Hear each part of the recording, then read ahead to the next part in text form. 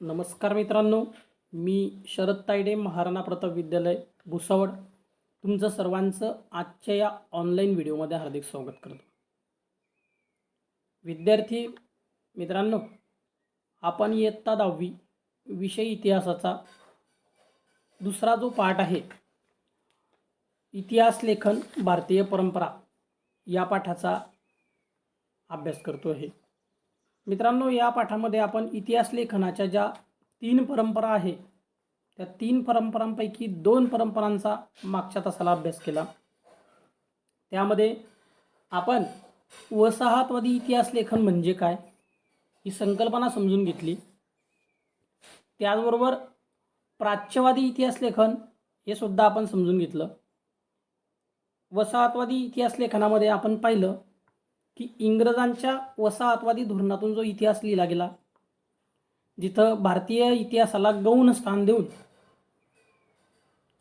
वसाहतवादी धोरण भारतामध्ये कशा प्रकारे राबवलं जाईल या दृष्टिकोनातून जो इतिहास लिहिला गेला, त्याला वसाहतवादी इतिहास लेखन असं आपण मागच्या तासाला शिकलो. त्यानंतर प्राच्यवादी इतिहास लेखनामध्ये आपण पाहिलं की युरोपामधील काही अभ्यासक पूर्वेकडील देशांमध्ये आले. पूर्वेकडील देशांमधल्या संस्कृतीची जाणून घेण्याची जिज्ञासा त्यांच्यामध्ये निर्माण झाली आणि त्या माध्यमातून त्यांनी पूर्वेकडील देशांमध्ये संशोधनाला सुरुवात केली आणि त्या संशोधनामधून त्यांच्या हातामध्ये जो इतिहास लागला, त्या इतिहासाचं त्यांनी लेखन केलं. त्या लेखनाला प्राच्यवादी इतिहास लेखन असं म्हणतात. पण जसजसं पुढच्या काळामध्ये प्राच्यवादी इतिहास लेखनाच्या मागची पार्श्वभूमी लक्षात आली, तेव्हा प्रकर्षाने एक गोष्ट लक्षात आली की प्राच्यवादी इतिहास लेखन हे पाश्चिमात्य देशातल्या इतिहासकारांचं एक षडयंत्र होतं. त्यांना पूर्वेकडील देशांमधील संस्कृती, परंपरा, रूढी, भेदभाव याची जाणीव करून ही माहिती पाश्चिमात्य देशात पोहोचवून पाश्चिमात्य राजांना पूर्वेकडील देशांवरती राज्य करायचं होतं. त्या अनुषंगाने ही माहिती त्यांच्यासाठी पूरक होती आणि म्हणूनच प्राच्यवादी इतिहास लेखनाची सुरुवात त्या काळामध्ये झाली. यामागचा जो त्यांचा दृष्ट हेतू होता तो आपल्या लक्षात आला. आणि इतिहास लेखनाचा तिसरा जो भाग आहे तो म्हणजे राष्ट्रवादी इतिहास लेखन. मित्रांनो, इंग्रजांना आपल्या देशामध्ये राज्यकारभार चालवण्यासाठी भारतीयातल्या काही लोकांची आवश्यकता होती.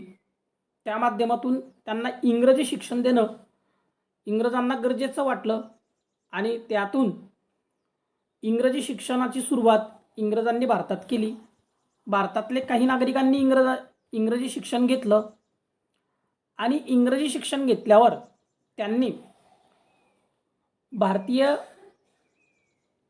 जे प्राचीन वैभव आहे आणि भारताचा जो स्वाभिमानानं अभिमान आहे तो त्या इंग्रजी शिक्षण घेतलेल्या नागरिकांच्या लक्षात आला. जरी इंग्रजांना कारकून भारतामध्ये तयार करायचे असले तरी त्यांनी शिक्षणाचं दुधारी शस्त्र आमच्या भारतीयांना दिलं. ते शस्त्र देण्याच्या मागे त्यांचा हेतू मात्र हा भारतामध्ये कारकून निर्माण करण्याचा होता. त्यांच्या राज्यकारभारामध्ये त्यांना काही नोकरांची आवश्यकता होती. त्या उद्देशाने त्यांनी भारतीयांना इंग्रजी शिक्षण दिलं.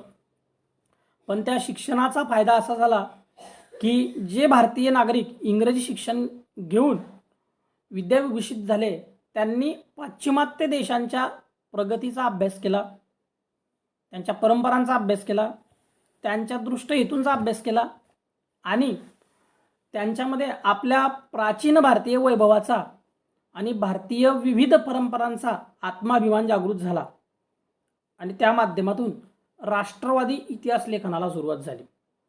म्हणजे आतापर्यंत जे इतिहास लेखन झालं ते भारतीय संस्कृतीला दुय्यम दर्जा देणारं होतं, भारतीयांना कमी लेखणारं होतं.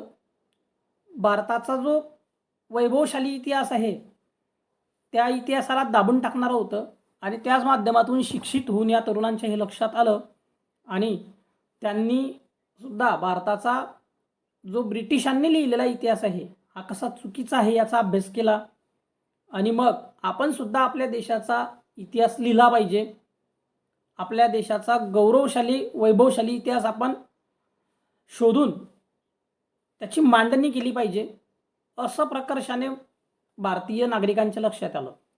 त्यामध्ये महाराष्ट्रातील राष्ट्रवादी इतिहास लेखन विष्णू शास्त्री चिपळूणकर यांनी त्यापासून प्रेरणा घेतली आणि विष्णू शास्त्री चिपळूणकरांनी महाराष्ट्रामध्ये राष्ट्रवादी इतिहास लेखनाला सुरुवात केली. आणि मित्रांनो, ब्रिटिश अधिकाऱ्यांनी जे इतिहास लेखन केलेलं होतं ते पूर्वग्रह दूषित होतं. भारताच्या इतिहासातील सुवर्णकाळ शोधून त्यावर त्यांनी राष्ट्रवादी इतिहासकारांनी लेखन केलं. राष्ट्रवादी इतिहास लेखनामुळे ब्रिटिशांविरुद्धच्या स्वातंत्र्य लढ्याला प्रेरणा मिळाली, तसेच प्रादेशिक इतिहास लिहिण्याला चालनाही मिळाली. आपला भारताचा गौरवशाली इतिहास या नागरिकांनी, या इतिहासकारांनी भारतीयांपुढे मांडला आणि आपण कसे इंग्रजांचे गुलाम आहोत, इंग्रज आपलं कशा प्रकारे शोषण करत आहे हे त्यांनी आपल्या इतिहास लेखनातून भारतीयांच्या समोर मांडलं. आणि भारतीय स्वातंत्र्याचा लढा जो चालू होता त्याला अजून प्रेरणा मिळाली, गती मिळाली आणि व्यापक स्वरूपामध्ये तो भारतात सुरू झाला. भारतीयांना वास्तवाची जाणीव झाली आणि मग त्यामुळे अनेक जे विचारवंत, ज्यांनी इंग्रजी शिक्षणाचं कार्य केलं होतं, ज्यांनी इंग्रजी शिक्षण घेतलं होतं, त्यांनी चिकित्सक पूर्व इतिहासाची छाननीला सुरुवात केली.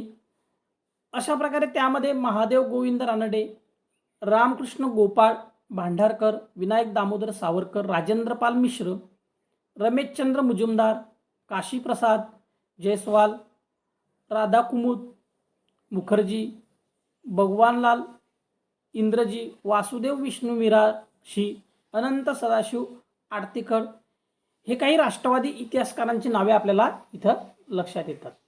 मित्रांनो, भारताचा जो पराक्रमाचा इतिहास होता तो इतिहास या माणसांनी मांडला. त्यामध्ये the rise of the Maratha power या ग्रंथामध्ये न्यायमूर्ती महादेव गोविंद रानडे यांनी मराठा सत्तेच्या उदयाची पार्श्वभूमी विस्ताराने मांडली, की मराठ्यांची सत्ता भारतात कशी निर्माण झाली, मोगलांशी लढताना भारतीय अस्मिता जपण्यासाठी मराठ्यांनी जो मराठी सत्तेचा वनवा पेटवला आणि मराठी सत्ता भारतामध्ये निर्माण केली, त्यामधल्या सामाजिक, सांस्कृतिक आणि धार्मिक क्षेत्रातील ज्या चळवळी होत्या त्या महाराष्ट्रामध्ये सुरू होत्या. अशा प्रकारचं कार्य महाराष्ट्रामध्ये सुरू असताना ते कार्य जनतेसमोर मांडण्याचं महान काम न्यायमूर्ती महादेव गोविंद रानडे यांनी केलं. म्हणून मित्रांनो, इंग्रजी शिक्षण घेऊन इंग्रजांना त्याचा फायदा होईल असं इंग्रजांना वाटत असतानाच इंग्रजी शिक्षण घेऊन भारतीय इतिहासकार किंवा भारतीय समाजसुधारक, क्रांतिकारक यांनी त्या भाषेचा उपयोग आत्मसन्मानासाठी, आपल्या भारताचा वैभव मांडण्यासाठी केला आणि त्याच माध्यमातून त्यांनी सुरुवात केली. असं हे सर्व घडत असताना न्यायमूर्ती रानडेंनी जेव्हा हे मराठ्यांचा पराक्रम मांडला, त्याच काळामध्ये विश्वनाथ काशीनाथ राजवाडे म्हणजे इतिहासचार्य विका राजवाडे यांनी सुद्धा भारतीय इतिहास लेखन, भाषाशास्त्र, व्युत्पत्ती, व्याकरण अशा अनेक विषयांवर मूलभूत संशोधन करणारे आणि मराठी भाषेतून लेखन करणारे इतिहासकार म्हणून कार्य केलं. त्यानंतर मित्रांनो, त्यांनी मराठ्यांच्या इतिहासाची साधने, म्हणजे मराठ्यांचा इतिहास जर शोधायचा असेल तर कोणती साधने वापरली पाहिजे, आतापर्यंत इंग्रजांनी मांडलेला मराठ्यांचा इतिहास हा कशा चुकीच्या पद्धतीने मांडला गेला, मराठ्यांनी गाजवलेला पराक्रम त्यांनी दाबून टाकला, त्याला दुय्यम स्थान दिलं. आणि विश्वनाथ काशीनाथ राजवाड्यांनी मराठ्यांच्या इतिहासाची साधने शोधण्यासाठी कोणत्या प्रकारच्या साधनांचा उपयोग केला पाहिजे यासाठी इतिहास लेखनाची सुरुवात केली. त्यांनी 22 खंड संपादित केले. त्यांच्या या खंडांच्या प्रस्तावनेमध्ये त्यांनी इतिहास म्हणजे भूतकालीन समाजाचे सर्वांगीण समग्र दर्शन, केवळ राजकीय घडामोडी, सत्तांतरांसाठी कट कारस्थाने आणि युद्धे यांच्या हकीकती नव्हे असं त्यांनी मांडलं. म्हणजे सत्ता मिळवण्यासाठी कट कारस्थानं करणे असं इंग्रजांनी मांडलं, पण ते चुकीच्या पद्धतीने इंग्रजांनी मांडलेलं आहे हे प्रकर्षाने विश्वनाथ काशीनाथ राजवाडे यांनी भारतीयांच्या लक्षात आणून दिलं. भारतीय राज्यकर्ते हे भारताच्या स्वाभिमानासाठी, भारताच्या अभिमानासाठी, आपल्या अस्मितेसाठी, आपल्या परंपरांसाठी, आपल्या धर्मासाठी लढत आहे, असं विका राजवाडेंच्या संशोधनातून त्यांनी मांडलं आणि त्या माध्यमातून अस्सल इतिहास त्यांनी कागदपत्रांच्या आधारे आपल्यासमोर मांडलेला आहे मित्रांनो. अशा प्रकारे त्यांनी हा सगळा आग्रह धरला की भारतीय इतिहासाचं जर संशोधन करायचं असेल तर त्याच्यासाठी आपण स्वतःची साधने निर्माण केली पाहिजे, भारतीयांनी त्याचं संशोधन केलं पाहिजे आणि आपल्या राज्यकर्त्यांनी, आपल्या राजा महाराजांनी जो पराक्रम घडवलेला आहे तो मांडला पाहिजे. मित्रांनो, इतिहास संशोधनाच्या कार्यासाठी विका राजवाडे यांनी पुण्यात 7 जुलै 1910 रोजी भारतीय इतिहास संशोधन मंडळाची स्थापना केलेली आहे. भारताचा इतिहास शोधण्यासाठी काही मंडळं आपल्या भारतात असली पाहिजे, त्या अनुषंगाने त्यांनी भारतीय इतिहास मंडळाची संशोधन मंडळाची स्थापना केली आणि यानुसार भारतीय इतिहास शोधला गेला पाहिजे यावर त्यांनी भर दिला. त्यानंतर बघा मित्रांनो, मानवी इतिहास काल व स्थल यांनी बद्ध झालेला असतो. कोणत्याही प्रसंगाचे वर्णन द्यायचे म्हटले म्हणजे त्या प्रसंगाचा परिष्कार विशिष्ट कलांवर, विशिष्ट स्थलावर पसरून दाखवायला पाहिजे. स्थल, काल व व्यक्ती या त्रयींची जी सांगड, तिलाच प्रसंग व ऐतिहासिक प्रसंग ही संज्ञा देता येते, असं विश्वनाथ काशीनाथ राजवाडे म्हणतात.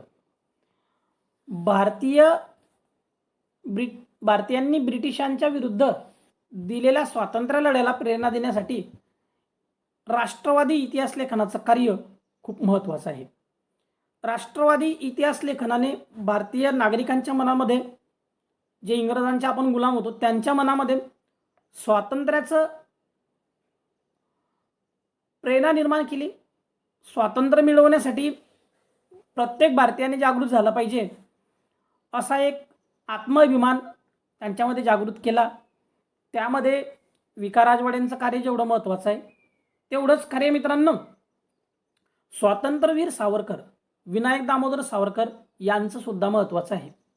जेव्हा 1857 मध्ये इंग्रजांच्या विरुद्ध पहिला उठाव झाला तेव्हा इंग्रजांनी त्या उठावाला बंड म्हटलं, पण स्वातंत्र्यवीर सावरकरांनी 1857चा स्वातंत्र्य समर ग्रंथ लिहिला, इतिहासाचं संशोधन केलं आणि 1857च्या उठावाचा स्वातंत्र्य समर असा ग्रंथ लिहून त्या संग्रामाचं वर्णन केलेलं आहे. इंग्रजांसाठी जरी ते बंड असलं तरी आमच्या भारतीयांसाठी तो स्वातंत्र्याचा समर होता, ते स्वातंत्र्याचं युद्ध होतं. लेखनामधून राष्ट्रवादी, प्रखर राष्ट्रवादी भावनेने आपला भारतीय इतिहास लेखन करून भारतीयांचा इतिहास गौरवाने मांडलेला आहे. त्यामध्ये त्यांचं नाव सुद्धा अतिशय वरच्या दर्जाचं आहे. मित्रांनो, राष्ट्रवादी इतिहास लेखनाच्या प्रभावामुळे प्रादेशिक इतिहास लेखनाला चालना मिळाली. प्रादेशिक म्हणजे वेगवेगळ्या प्रांतांमध्ये वेगवेगळ्या राज्यकर्त्यांची सत्ता होती आणि प्रत्येक राज्यकर्ता हा आपल्या जनतेला सुखी ठेवण्यासाठी त्या जनतेचं संरक्षण करत होता. कोणापासून? तर इंग्रजांपासून, मोगलांपासून. आणि त्यामुळे त्यांचा सुद्धा गौरवशाली इतिहास मांडला गेला पाहिजे, म्हणून प्रादेशिक इतिहास लेखनाला या पद्धतीने सुरुवात झालेली आहे. मित्रांनो, दक्षिण भारताच्या भौगोलिक वैशिष्ट्यांकडे आणि इतिहासाकडे इतिहासकारांचे स्वतंत्रपणे लक्ष वेधले गेलेले आहे. दक्षिण भारताचा इतिहास प्रकर्षाने मांडला गेला पाहिजे यावर त्यांनी भर दिला. त्यानंतर पुढचा जो मुद्दा आहे स्वातंत्र्योत्तर काळातील इतिहास लेखन, म्हणजे स्वातंत्र्योत्तर काळामध्ये सुद्धा भारतामध्ये इतिहास लेखन झालं. त्यामध्ये एकीकडे राजघराण्यांच्या इतिहासावर भर देणारे इतिहास लेखन केले जात असतानाच सांस्कृतिक, सामाजिक, आर्थिक इतिहास लिहिण्याला सुद्धा सुरुवात झालेली आहे. म्हणजे एकीकडे राज्यकर्ता जो राजा आहे त्याचा इतिहास लिहिला जात असतानाच त्या राजाच्या काळामध्ये जो सांस्कृतिक पार्श्वभूमी होती, धार्मिक पार्श्वभूमी होती, आर्थिक पार्श्वभूमी होती आणि लोकांचं जे जगणं होतं, रूढी परंपरा होत्या, त्या सुद्धा इतिहास लेखनामध्ये आल्या पाहिजे. त्या माध्यमातून स्वातंत्र्योत्तर काळामध्ये इतिहास लेखनाला सुरुवात झाली. त्या काळामध्ये विज्ञान, अर्थव्यवस्था, राजकीय प्रणाली, धार्मिक विचारसरणी, सांस्कृतिक पैलू यांच्या अनुषंगाने इतिहास अभ्यासाची आवश्यकता विचारवंतांना वाटू लागली आणि या काळातील इतिहास लेखनामध्ये 3 नवीन वैचारिक प्रवाह निर्माण झाले. पहिला प्रवाह आहे मार्क्सवादी इतिहास लेखन, दुसरा प्रवाह आहे वंचितांचा इतिहास आणि तिसरा प्रवाह आहे स्त्रीवादी इतिहास. मित्रांनो, आतापर्यंत लिहिला गेलेला इतिहास हा राज्यकर्त्यांना केंद्रबिंदू मानून लिहिला गेलेला होता, पण सर्वसामान्य जनतांना केंद्रबिंदू मानून लिहिला गेलेला इतिहास हा 3 प्रवाहामध्ये आपल्याला दिसतो. मग तो एक मार्क्सवादी इतिहास, वंचितांचा इतिहास आणि तिसरा स्त्रीवादी इतिहास. मित्रांनो, अशा प्रकारे भारतामध्ये या 3 वेगवेगळ्या परंपरांमध्ये लोक जगत होते. काही मार्क्सवाद म्हटलं की कामगारांचा वर्ग, वंचित म्हटलं की हजारो वर्ष ज्यांच्यावरती रूढी परंपरेने अन्याय केले, जाती व्यवस्थेने ज्यांना शूद्र ठरवले, अशा वंचितांचा इतिहास. आणि स्त्री म्हटलं की ज्या स्त्री या देशाचा आधारस्तंभ मानला जातो, जिथं आपल्या देशामध्ये स्त्रीचं आद्यपूजन केलं जातं, स्त्रीला आदिशक्ती मानलं जातं, अशा स्त्रियांचा गौरवशाली इतिहास सुद्धा आपल्या भारतामध्ये घडलेला आहे आणि तो सुद्धा आतापर्यंत कोणीही मांडलेला नव्हता. तो मांडला गेला पाहिजे म्हणून या 3 वेगवेगळ्या विचारधारेमधून इतिहास लेखनाला सुरुवात झालेली आहे. मित्रांनो, पुढच्या तासाला आपण मार्क्सवादी इतिहास लेखन, वंचितांचा इतिहास आणि स्त्रीवादी इतिहास लेखन याचा अभ्यास करणार आहोत. आज इथं आपण थांबू.